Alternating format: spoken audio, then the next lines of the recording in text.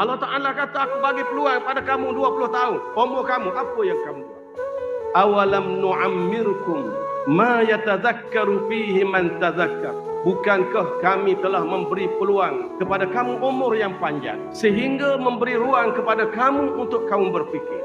Umur yang panjang itu dalam kitab tafsir disebut, antaranya ada ulama yang menyatakan umur yang diberi ruang oleh Allah, yang Allah persoal, ialah 17 sana. 17 tahun dikira panjang dah umur.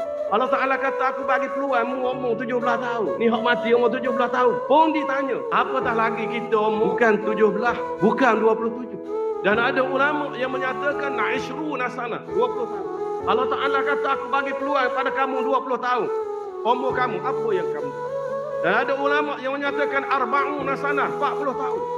Dan ada yang menyatakan Sittuna sana, 60 tahun. Jadi sama ada 17 tahun, 20 tahun, 40 tahun, 60 tahun, ataupun lebih daripada itu, semuanya akan dipersoal oleh Allah Subhanahu wa Ta'ala apa yang kita buat.